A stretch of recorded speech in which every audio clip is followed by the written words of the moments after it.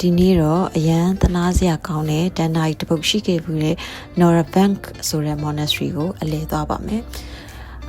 Norabank ကဆိုလို့ရှိရင်ဘာကြောင့်ကြော်ကြားလဲဆိုရင်သူ့ရဲ့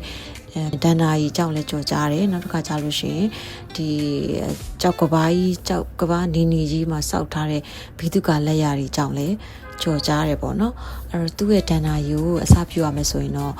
လွန်ခဲ့တဲ့73ရာစုနှစ်ပေါ့နော်နှစ်ပေါင်း900ကျော်လောက်ကZunik ဆိုတဲ့ပြည်နယ်မှာ Momik ဆိုတဲ့နာမည်ကြီးဘီသူကဆရာတယောက်ရှိရေပေါ့နော် Momik ကဒီ Zunik ပြည်နယ်ရဲ့အသားတစ်ပါးဖြစ်တဲ့ Prince Orbelian ရဲ့သမီးတော်နဲ့ချစ်ကြိုက်တယ်ပေါ့နော်ချစ်ကြိုက်တဲ့အခါမှာမင်းသားကတည်သွားတော့ Momik ကိုခေါ်ပြီးတော့သူကဘာပြောလဲဆိုရင်မင်း3နှစ်အတွင်းမှာဒီအတုမရှိလက်ရမြောက်ပြီးတော့လှပတဲ့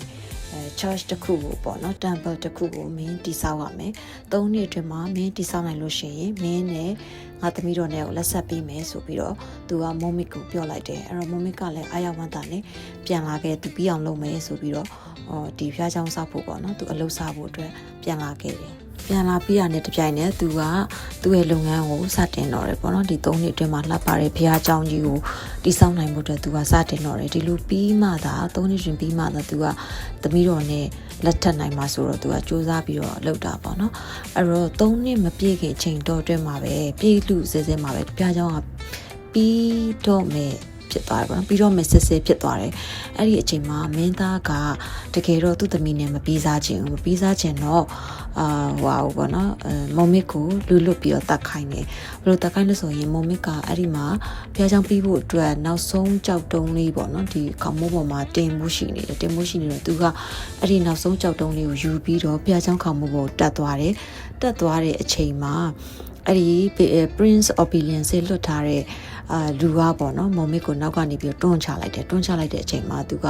ဒီကြောက်တုံးလေးနဲ့သူပြုတ်ကျပြီးတော့သူအသက်ပေးလိုက်ရတယ်ပေါ့နော်ဒါကတော့အလွန်လက်ရမြောက်တဲ့ Norabank Monastery ကိုဒီဇိုင်းဆွဲပြီးတော့တည်ဆောက်ခဲ့တဲ့ဘီသူကပညာရှင်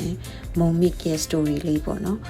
ဆိုလို့ရင်ဒီ Monastery ကို Norabank Monastery ကိုလာရောက်တဲ့သူတိုင်းကသူ့ရဲ့မော်ဆန်နဲ့ဘီသူကလက်ရာတွေအကြောင်းပေါ့နော်ဘယ်တော့မှမေးလို့ရမှာမဟုတ်ပါဘူးအရန်ကိုလှပပြီးတော့ကြောက်ကဘာနီပေါ်မှာပေါ့နော်ဒီအလှဆုံး church temple ကြီးကိုတိဆောက်ထားတာကတကယ်ကိုအော်ပနန်းပေါ့နော်အော်ပနန်းနဲ့ရန်ကိုလက်ရမြောက်တာကိုလည်းတွေ့ရပါတယ် Norabank Monastery ကဆိုလို့ရှိရင်အာမေးနီးယားနိုင်ငံရဲ့တောင်ဘက်ဖြားဆုံးမှာရှိပြီးတော့မြို့တော်ဖြစ်တဲ့ယာရာဘန်နဲ့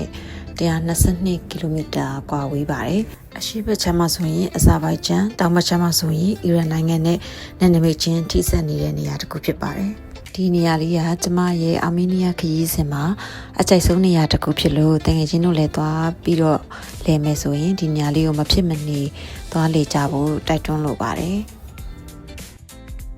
ဆုံးတိကြည့်ရှုပြီးလို့ကျေးဇူးတင်ပါတယ်